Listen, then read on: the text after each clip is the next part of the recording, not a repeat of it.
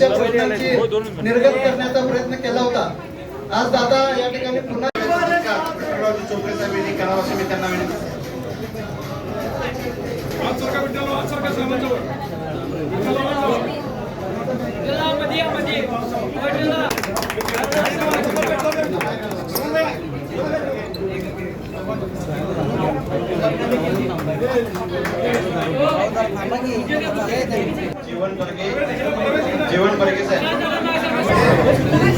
आपल्या इचलकरंजीचे विठ्ठलरावजी चोपडे, कार्याध्यक्ष अमित काताडे यांनी आता आपल्या सर्वांच्या साक्षीने प्रवेश केला. सुहासजी जांभळे, परवेजी गव्हाण, लतीफ गैबान, शिवाजीराव शिंदे, अशोकराव पाटील, कपूरजी, श्रीकांत कांबळे, सलीम नाराई, तौफिक मुजावर, श्वेता पाटील, अनेक इथं सहकार्यांनी आता प्रवेश केला. ते सर्व माझे मान्यवर बंधू भगिनींना मित्रांनो सुरुवातीलाच मुश्रीफ साहेबांनी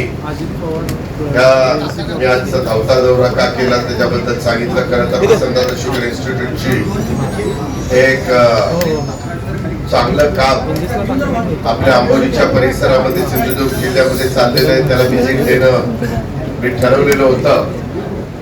ईव्ही कृत्रिम बुद्धिमत्ता त्याचा वापर करून आता आपल्याला पुढे काम करावं लागणार आहे.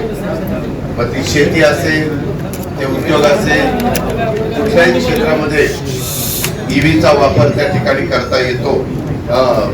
एआयचा वापर करता येतो आणि तो एआयचा वापर करण्याचा निर्णय कालच्या अर्थसंकल्पामध्ये मी देखील जाहीर केलेला आहे.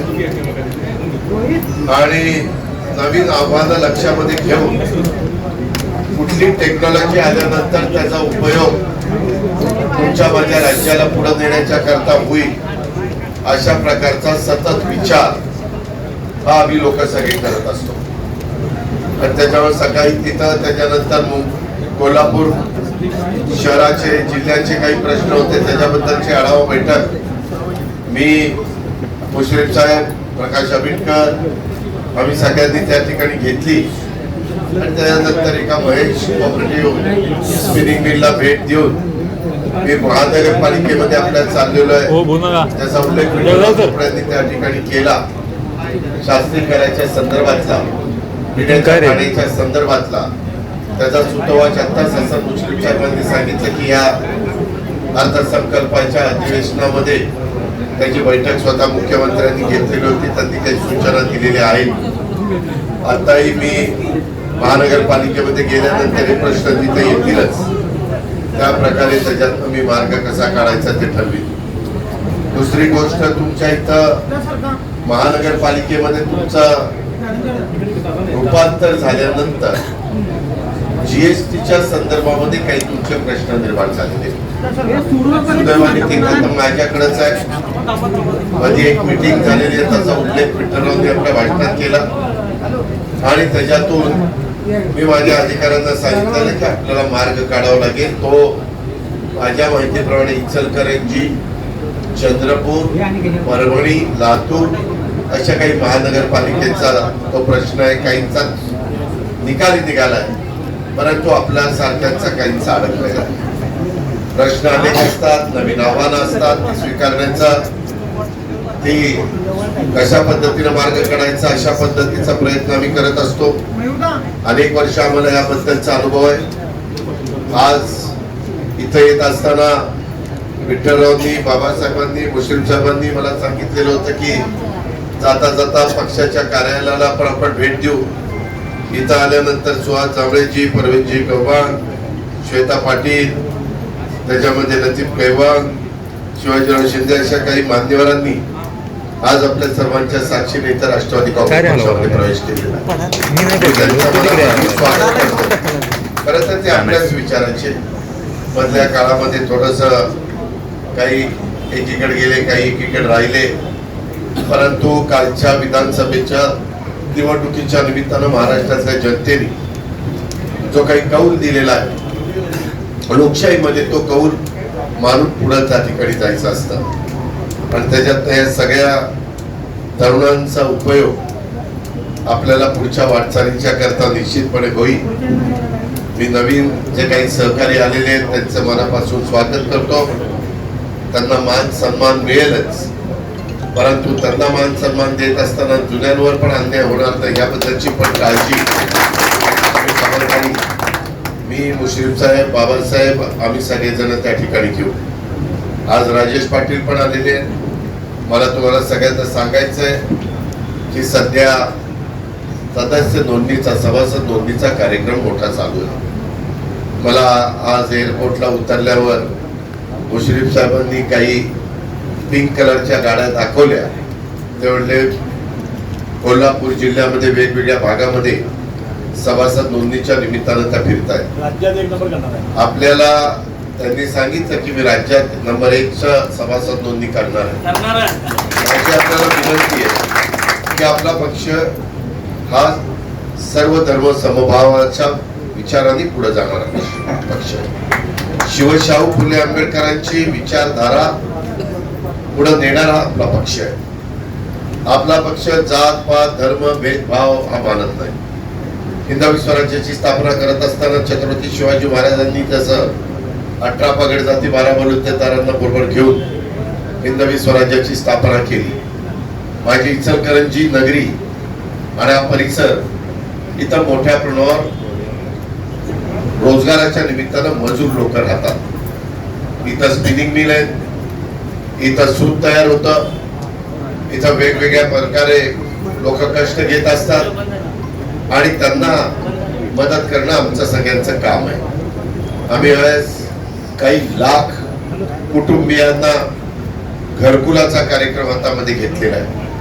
यावेळेस 7,20,00,000 अर्थसंकल्प राज्याचा सादर करत असताना मी शेती असेल, माझा उद्योग असेल, माझा त्या ठिकाणी काम करणारे आरोग्य विभाग असेल किंवा आमचा शिक्षण विभाग असेल, ह्या मूलभूत ज्या गरजा आहेत, म्हणजे मुलगा मुलगी जन्माला आल्यानंतर त्याला चांगल्या प्रकारचं शिक्षण मिळालं पाहिजे, त्यांचं आरोग्य चांगलं असलं पाहिजे, उद्याच्याला ते बाहेर पडल्यानंतर प्रशिक्षित होऊन त्यांना उद्योगामध्ये कुठं ना कुठं रोजगार मिळाला पाहिजे. मोठा वर्ग माझा शेतीवर अवलंबून आहे, त्यांनाही नवीन आव्हानं स्वीकारून स्वतःचा कुटुंब व्यवस्थितपणे कसं त्या ठिकाणी चालवता येईल, मुला मुलींना लग्न कार्य शिक्षण ह्याच्याही करता त्यांना कुठली अडचण येणार नाही याबद्दलची काळजी आम्ही घेतोय. लाडक्या बहिणींनी हे महायुतीचं सरकार निवडून येण्याच्या करता खूप प्रयत्न केले, आम्हाला पाठबळ दिलं. त्यावेळेस अर्थसंकल्प सादर करत असताना काही जण म्हणाले की आता ही योजना हे बंद करतील, परंतु लाडक्या बहिणीची योजना आणि वीज माफीची योजना आम्ही बंद केली नाही. ती खऱ्या अर्थाने माझ्या महिला वर्गाला मदत करणारी आहे. उलट मुश्रीफ साहेबांना पण मी सांगेन की काही बँकांनी काही जर महिला एकत्र आल्या आणि काही त्यांनी उद्योग करायचं ठरवलं तर त्याच्यातनं त्यांना दर महिन्याला 1,500 रुपये मिळतात. समजा 50 महिला एकत्र आल्या किंवा 40 महिला एकत्र आल्या तर 15 चोक 60,000 रुपये त्यांना महिन्याला मिळणार आहेत. म्हणजे वर्षाला 7,20,000 72. आणि मग त्याच्यात तेवढी परतफेड मुश्रीफ साहेब ते करू शकतात. त्यांचा जर ग्रुप करून ज्याला क्लस्टर आपण म्हणतो तसं करून त्या महिलांनी काही चांगला उद्योग उभा करायचं ठरवलं तर कोल्हापूर जिल्हा मध्यवर्ती सहकारी बँकेने पण त्याच्यामध्ये त्यांना मदत करावी. कारण मी तुम्हाला छातीटोकपणे सांगतो, उद्याची 5 वर्ष आपल्या हातामध्ये, आपण कुठल्याही परिस्थितीत लाडकी बहीण योजना बंद करणार नाही. मला थोडासा ओढाताण होतीये, परंतु मी त्याच्यातनं मार्ग काढलेला आहे. पुढं काय कशा पद्धतीनं केव्हा वाढ करायची परिस्थिती दुरुप मी पण निर्णय घेईन. मी परवा सभागृहामध्ये पण सांगितलं सगळे सोंग करता येतात, पैशाचा सोंग करता येत नाही. कारण 45,000 कोटी रुपये वर्षाला आम्ही आमच्या लाडक्या बहिणींना देतोय आणि एवढी मोठी रक्कम मार्केटमध्ये येते. त्याच्यातून असं काही चांगले उद्योग बँकांची मदत घेऊन रिझनेबल त्याला व्याज लावून करता आलं तर ते एक चांगलं काम महाराष्ट्रामध्ये उभं राहू शकतं. काही भागामध्ये ते सुरू करण्यात आलेलं आहे. याही गोष्टीची नोंद कृपा करून आपण सगळ्यांनी घ्यावी. पुढची 4:30ला मीटिंग असल्यामुळं आणि त्याच्यानंतर इथं ज्या खो खोच्या स्पर्धा झाल्या ऑल इंडिया लेवलच्या, राज्य सरकार खो खो, कबड्डी, त्यामध्ये कुस्ती आणि व्हॉलीबॉल या संदर्भामध्ये दरवर्षी रक्कम 75 लाख रुपये द्यायचं. यावेळेस मी अर्थसंकल्पात ती 1 कोटी रुपये केलेली आहे आणि त्याच्यातनं चांगल्या दिमागदार स्पर्धा व्हाव्यात. एक खेळाचं क्रीडामय वातावरण त्या परिसरामध्ये व्हावं. लोकांना एक चांगल्या पद्धतीनं खेळात यश अपयश असतं, परंतु खिलाडूपणा दाखवायचा असतो. तो खिलाडूपणा हा तिथपर्यंत आपल्याला नेता यावा याच उद्देशाने अशा प्रकारच्या वेगवेगळ्या स्पर्धा आपण करत असतो. त्यावेळेस मी मगाशी मुश्रीफसाहेब बोलताना म्हणाले की मी खो खो असोसिएशनचा अध्यक्ष आहे. आता नाही, मागं मात्र अनेक वर्ष होतो. आता मी एकाच कुठल्या तरी असोसिएशनचा अध्यक्ष राहतो. त्याच्यामुळे मी आता महाराष्ट्र राज्य कबड्डी असोसिएशनचा अध्यक्ष आहे आणि महाराष्ट्र ऑलिम्पिक असोसिएशनचा अध्यक्ष आहे. त्याच्यामुळे महाराष्ट्र ऑलिम्पिक असोसिएशनच्या अंडर हे सगळ्याच क्रीडा प्रकार येतात. आज कोल्हापूरचं पण विभागीय क्रीडा संकुल याकरता देखील मुश्रीफ साहेबांनी आम्ही काही चर्चा करून कसा मार्ग काढायचा. ज्योतिबा आपलं श्रद्धास्थान आहे, तिथं पण अतिशय चांगल्या प्रकारे आपण तिथला जीर्णोद्धार करतोय. महालक्ष्मीचा जीर्णोद्धार करतोय. आपण एक चांगल्या प्रकारचं वेगवेगळे इथं कामं घेतलेली आहेत, त्याला निधी देण्याच्या बद्दल चांगली चर्चा झाली. आपण शाळा ग्रामीण भागातल्या चांगल्या करण्याचा निर्णय आमच्या जिल्हा परिषदेने पुणे कोल्हापूरच्या घेतलेला आहे. तो 5 वर्षाचा कार्यक्रम केला. असे खूप काही चांगले कार्यक्रम आपण केले. माझी तुम्हाला विनंती आहे, ह्या गोष्टी आपल्या कोल्हापूरच्या परिसरामध्ये सर्व दूरपर्यंत पोहोचवण्याचं काम करा. बाबासाहेब, तुम्ही जिल्ह्याचे अध्यक्ष, आपली ताकद चंदगड, गडिंग्लज, कागद त्यामध्ये अशा पद्धतीनं आहे, परंतु ती अधिक सगळी वाढावी. उद्याच्याला जास्तीचे आमदार कोल्हापूर जिल्ह्यातनं शहरातनं राष्ट्रवादी काँग्रेस पक्षाच्या विचाराचे यावेत. पण अजित पवारांनी भाषण सांगून ते होणार नाही. त्याकरता संघटन मजबूत असलं पाहिजे. त्याकरता कार्यकर्ता मजबूतीने उभा राहायला पाहिजे. माझ्या युवती उभ्या राहायला पाहिजेत, माझ्या लाडक्या बहिणी उभ्या राहायला पाहिजेत आणि सर्व समाजाला तिथं सामावून घेतलं पाहिजे. ही पण गोष्ट मी आपल्याला सांगतो. आत्ताच माझे आमदार अशोकराव जांभळे मला सर्किट हाऊसला भेटलेले होते आणि त्याच्यानंतर इथं आल्यानंतर सुहास त्या ठिकाणी त्यांनी पक्षप्रवेश केला.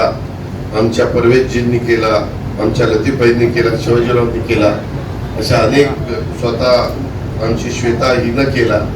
त्या सगळ्यांचंच मी मनापासून स्वागत करतो आणि सभासद नोंदणीचा कार्यक्रम आम्ही राज्यामध्ये घेत असलेले चांगले निर्णय ते जनतेच्या पर्यंत पोहोचवण्याचं काम तुम्ही सगळ्यांनी करावं अशा प्रकारची विनंती करतो. मला पुन्हा कोल्हापूरला बोलवलेच आहे. मी त्यावेळेस आल्यानंतर जसा उल्लेख मुश्रीफ साहेबांनी केला, तो पण मोठा पक्षप्रवेशाचा कार्यक्रम आपण त्या ठिकाणी घेऊ. शहरामध्ये पण संघटना अधिक मजबूत करण्याचं काम आपण सगळेजण या निमित्तानं त्या ठिकाणी करू. म्हणजे कोल्हापूर शहर असेल, इचलकरंजी शहर पण तसं मोठं शहर आहे. अशा पद्धतीनं या सगळीकडं आपण काम करण्याचा प्रयत्न करू.